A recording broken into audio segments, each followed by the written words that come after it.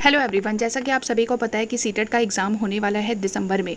तो दिसंबर की तैयारी में लग जाते हैं और सीटेट का जो एग्ज़ाम जुलाई में हुआ था, जुलाई 2024 में, उसका क्वेश्चन पेपर यहाँ पे मैं डिस्कस करने वाली हूँ कि कैसा कैसा उसमें सेक्शन आया था। चाहे वो सीटीपी का सेक्शन ले लीजिए, चाहे वो हिंदी का सेक्शन ले लीजिए। अभी हम यहाँ पर सीटीपी डिस्कस करेंगे, उसके बाद मैं कल आपको हिंदी में डिस्कस करा दूँगी। तो चलिए क्वेश्चन को स्टार्ट करते हैं, और अगर आपको सेशन पसंद आता है तो लाइक शेयर एंड सब्सक्राइब जरूर कर दीजिएगा चैनल को। चलिए सेशन को स्टार्ट करते हैं।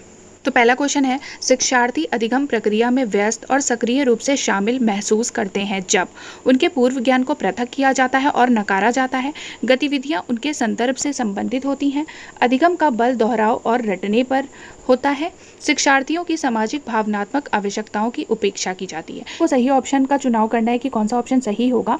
तो अधिगम प्रक्रिया में जो बच्चा है वो व्यस्त और सक्रिय रूप से शामिल कब महसूस करेगा, जब उनके पूर्व ज्ञान को पृथक किया जाएगा। तो देखिए, एज अ टीचर आप जो भी बच्चा सीख कर आ रहा है, चाहे वो सही सीख कर आ रहा है, चाहे वो गलत सीखा हुआ है उसने, कभी भी आप उसको नकारोगे नहीं। तो पहला ऑप्शन गलत हो जाएगा। ठीक है, अधिगम का बल दोहराव और रटने पर होता है। कभी भी हम बच्चे को रटने के लिए प्रोत्साहित नहीं करेंगे और ना ही उनको जो भावनात्मक आवश्यकताएं हैं उनकी उपेक्षा करेंगे। तो राइट आंसर क्या हो जाएगा? ऑप्शन नंबर 2 हमारा राइट हो जाएगा। ठीक है, दूसरा क्वेश्चन यहाँ पर अभिकथन और कारण का है। अभिकथन में पूछा गया है, शिक्षकों को कक्षा में प्रभावी संज्ञान सुनिश्चित करने के लिए बच्चों को संवेगात्मक सहारा देना चाहिए। और कारण इसका लिखा हुआ है, संवेग व संज्ञान एक दूसरे से जटिल रूप से संबंधित है। तो इसका राइट आंसर क्या हो जाएगा? तो ए और आर दोनों गलत हैं, ए और आर दोनों सही हैं, और ए की आर सही व्याख्या करता है। ए और आर दोनों सही है, लेकिन ए की आर सही व्याख्या नहीं करता। ए सही है लेकिन आर गलत है। तो शिक्षकों को कक्षा में प्रभावी संज्ञान सुनिश्चित करने के लिए बच्चों को संवेगात्मक सहारा देना चाहिए, ये बात बिल्कुल सही है। और संवेग व संज्ञान एक दूसरे से जटिल रूप से संबंधित है, ये भी सही है। ठीक है, और जो आर है वो ए की सही व्याख्या करता है, यानी कि ऑप्शन नंबर 2 हमारा सही हो जाएगा। ठीक है, थर्ड क्वेश्चन देखते हैं, आमतौर पर सीखने की अक्षमता कठिनाइयों वाले बच्चे में, इसमें से आपको राइट आंसर बताना है कि सीखने की अक्षमता और कठिनाइयों वाले बच्चे में क्या विशेषताएं होती हैं। मानक बुद्धि परीक्षणों के माध्यम से निदानित बहुत कम बुद्धि लब्धि होती है, ये बात गलत है। नज़र कमजोर होने के कारण पढ़ने में परेशानी होती है, अपनी भावनाओं को नियंत्रित करने में समस्या होती है, या एक जैसे दिखने वाले अक्षर और वर्ण को लेकर भ्रम होता है। तो सीखने की अक्षमता और कठिनाइयों वाले बच्चे में एक जैसे दिखने वाले अक्षर और वर्ण को लेकर भ्रम होता है, यानी कि ऑप्शन नंबर 4 सही हो जाएगा। फोर्थ क्वेश्चन देखते हैं, निम्नलिखित में से कौन सा कथन प्रगतिशील शिक्षा में शिक्षक की भूमिका का सबसे अच्छा वर्णन करता है? शिक्षक बच्चों को स्वतंत्र रूप से कार्य करने के लिए उनके हाल पर छोड़ देते हैं, शिक्षक ज्ञान का प्राथमिक स्रोत होते हैं, शिक्षक एक सुविधा प्रदाता के रूप में कार्य करते हैं, या शिक्षक निर्धारित पाठ्यक्रम को ज्यों का त्यों लागू करते हैं। तो शिक्षक की भूमिका का सबसे अच्छा वर्णन क्या करता है? तो देखिए, ऑप्शन नंबर 3, शिक्षक एक सुविधा प्रदाता के रूप में कार्य करता है। ठीक है, यही हो जाएगा राइट आंसर। फिफ्थ क्वेश्चन है, प्रतिभाशाली बच्चों के संदर्भ में निम्नलिखित में से कौन सा सही है? प्रतिभाशाली छात्र अन्य छात्रों की तुलना में अपेक्षाकृत उन्नत गति से सीखते हैं, ये बात पूरी तरह से सही है, लेकिन हम तीनों ऑप्शन एक बार देख लेते हैं। प्रतिभाशाली बच्चे सीखने की अक्षमता के जोखिम से मुक्त होते हैं। प्रतिभाशाली बच्चे निश्चित रूप से शैक्षणिक, सामाजिक और भावनात्मक सभी क्षेत्रों में उत्कृष्टता प्राप्त करते हैं।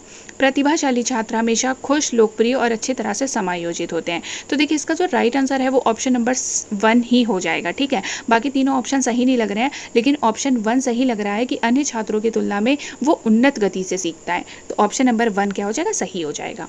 सिक्स्थ क्वेश्चन है, जीन पियाजे के अनुसार निम्नलिखित में कौन सी क्षमताएं पूर्व संक्रियात्मक अवस्था की विशेषता है?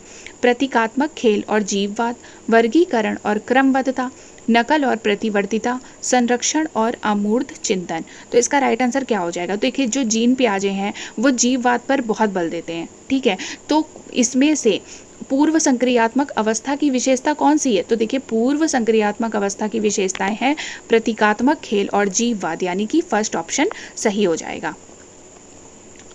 7वां क्वेश्चन है, आलोचनात्मक सोच वाले प्रश्न पूछने का प्राथमिक उद्देश्य क्या है? छात्रों को जानकारी याद रखने के लिए प्रोत्साहित करना। देखिए, हम कभी भी छात्रों को केवल याद रखने के लिए प्रोत्साहित नहीं करेंगे, यानी कि हम समझाने का प्रयत्न करेंगे कि छात्रों को जितना जल्दी और जितना अच्छे से हम समझा सकें उन्हें।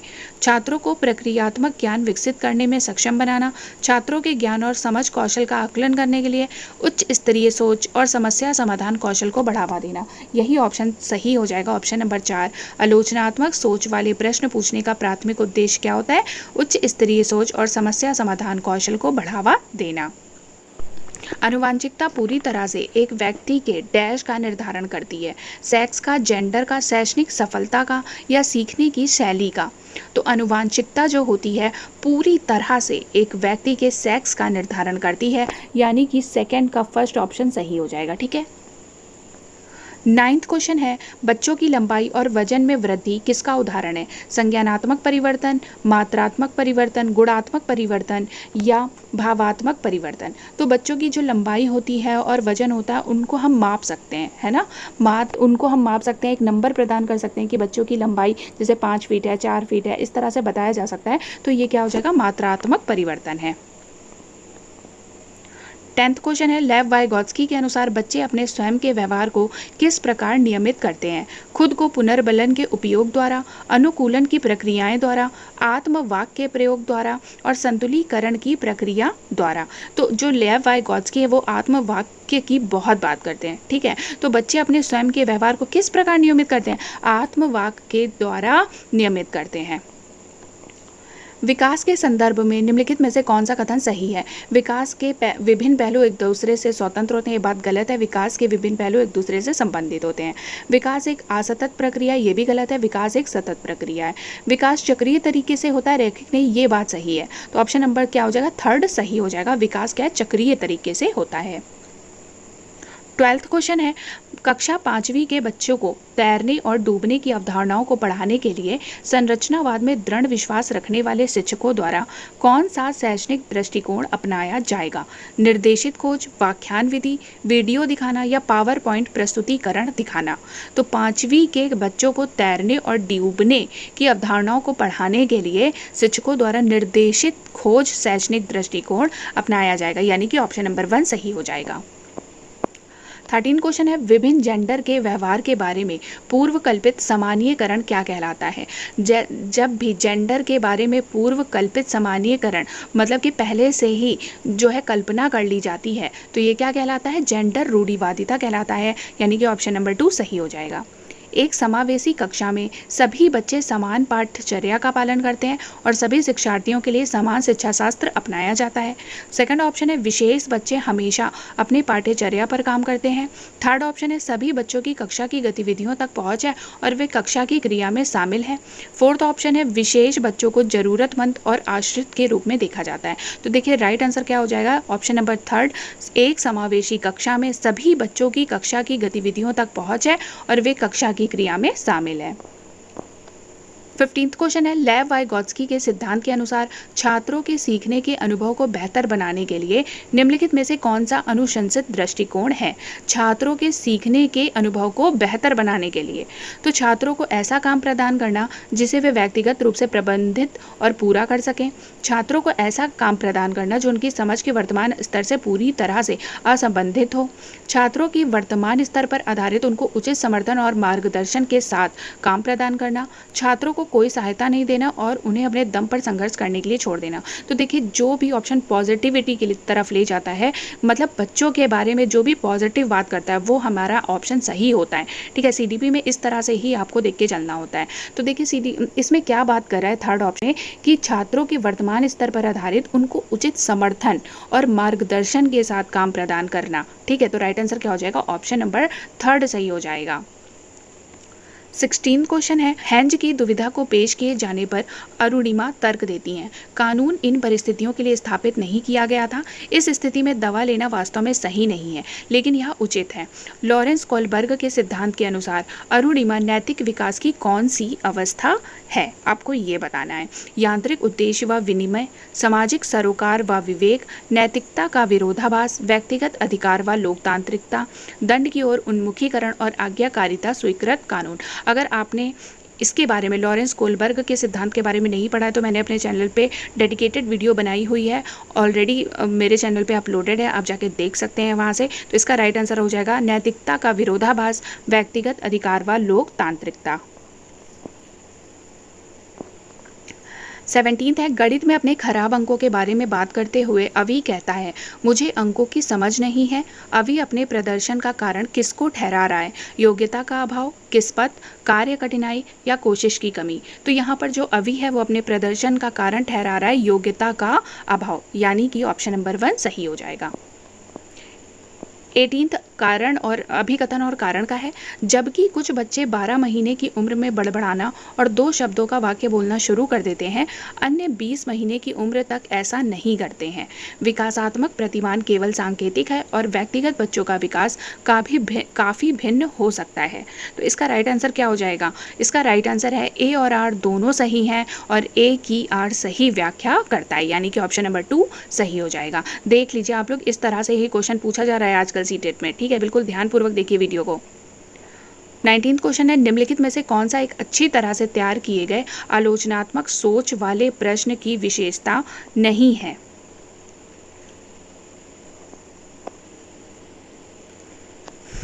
यह उच्च स्तरीय सोच और समस्या समाधान कौशल को बढ़ावा देता है, ये बात बिल्कुल सही है।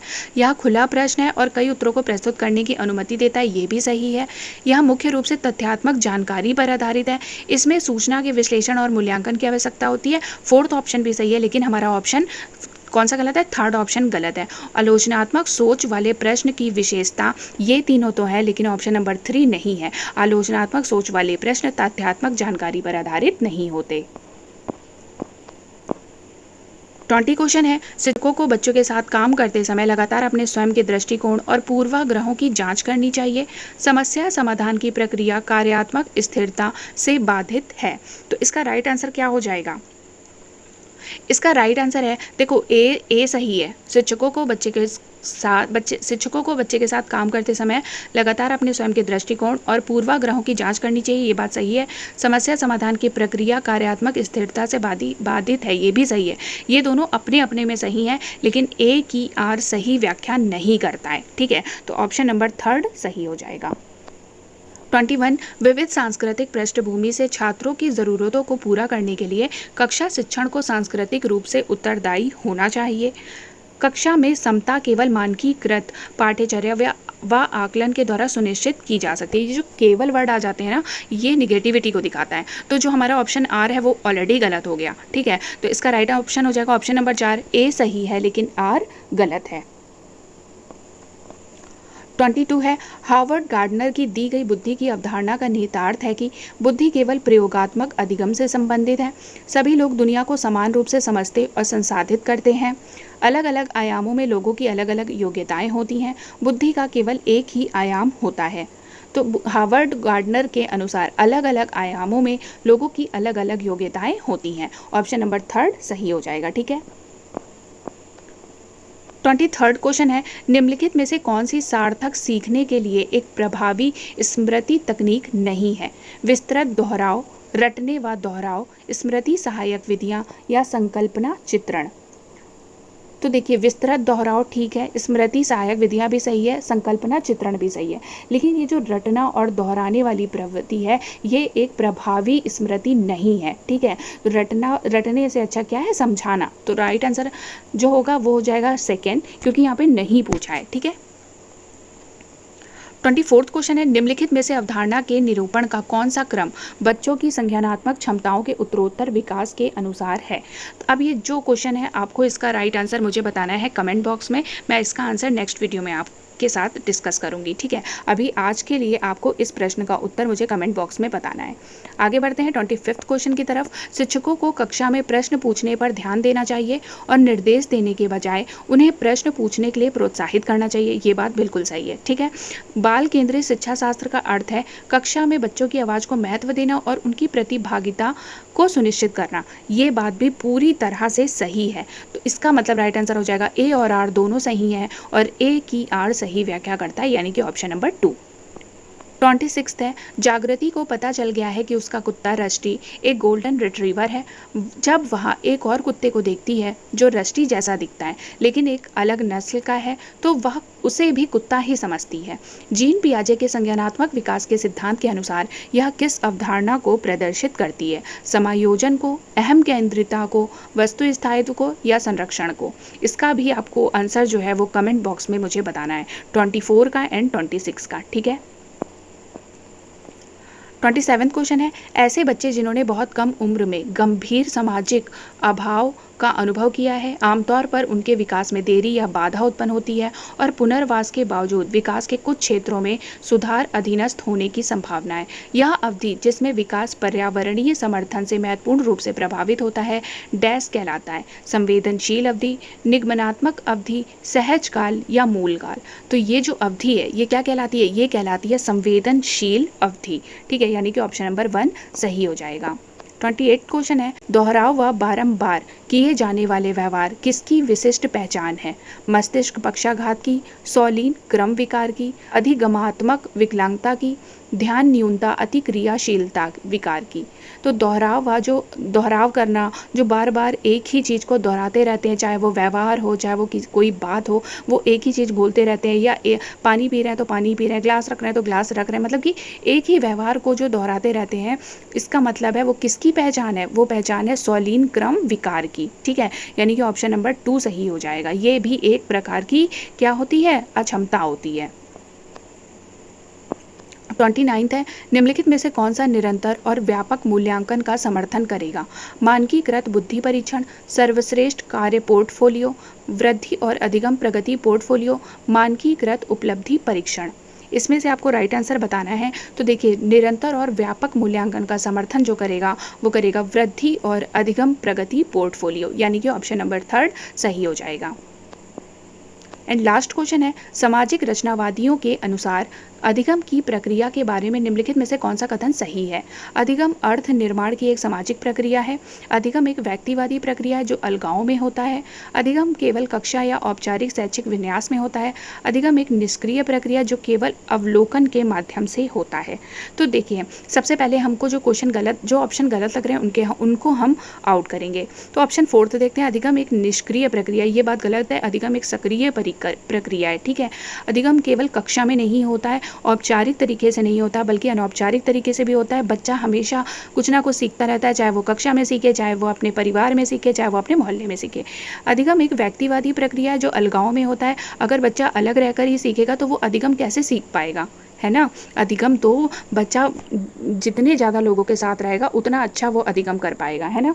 तो फर्स्ट ऑप्शन है अधिगम अर्थ निर्माण की एक सामाजिक प्रक्रिया, बिल्कुल सही बात है। अधिगम पहली बात तो एक सामाजिक प्रक्रिया है, ठीक है, यानी कि ऑप्शन नंबर 1 सही हो जाएगा। तो ये था हमारा लास्ट क्वेश्चन और मैंने 2 क्वेश्चन आपको दिए हैं करने के लिए, वो उसका आंसर मुझे आप कमेंट करके बताओगे कि क्या होगा। एक तो ये था 24, एक तो 24 है एंड एक है 26, ठीक है। इन दोनों का आंसर आपको मुझे कमेंट करके बताना है और अगर सेशन पसंद आए तो लाइक शेयर एंड सब्सक्राइब कर दीजिएगा। कल मैं आप लोगों के लिए हिंदी भी लेकर आऊँगी, ठीक है। जल्दी मिलते हैं कल, बाय बाय।